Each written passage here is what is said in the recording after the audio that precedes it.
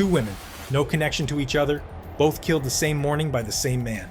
And when detectives later asked Wade why he did it, his answer was one of the most chilling parts of the entire case. "I just wanted to." So now we're back in that room on October 8th.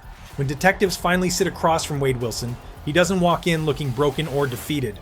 He walks in looking composed and cocky. People who've gone through the interrogation footage have pointed out the way he carries himself.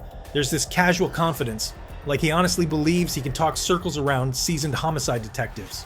Like this is just another situation he can charm or lie his way out of. At the start, he does what a lot of suspects try to do. He plays dumb. He asks what he's doing there.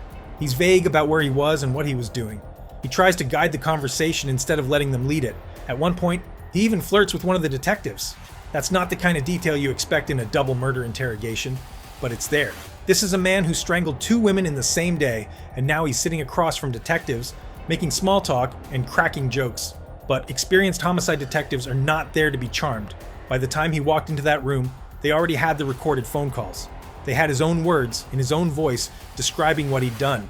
They knew the details. They knew the timeline. So this interrogation wasn't really about dragging a confession out of him. It was more like watching him try to perform his way out of a corner he'd already backed himself into. Eventually, even Wade seems to realize that. As the interview goes on, his demeanor starts to shift.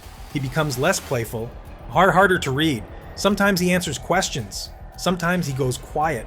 There are stretches where he shuts down completely and refuses to engage.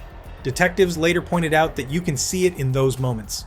He understands that the walls are closing in, but instead of breaking down, apologizing, or panicking, he just goes still, withdraws, almost like he's bored. The one thing he doesn't show, in the interrogation or in the calls that followed, is remorse. When he's asked if he would do it again, he reportedly tells detectives that yes, he would. One of the wildest parts of this case is that Wade Wilson basically gift-wrapped the evidence for prosecutors, and he did it himself. He didn't just talk in that first phone call to his father. After his arrest, he kept talking. He called his girlfriend, Melissa Montanez, and went into even more detail about what he'd done. He called his father again, call after call after call. These weren't private conversations. These were recorded jail phones. He knew they were recorded, and still, he talked. Over time, hundreds of those calls came out. People who went through them, reporters, analysts, true crime creators, came away with a consistent picture. Wade Wilson sounded like someone who wasn't ashamed of what he'd done, but almost proud of it. Like he wanted people to know. Like the attention was part of the payoff. That lines up with what criminologists describe when they talk about thrill killers. People who don't kill out of rage or revenge, but for the sensation, the control, the experience.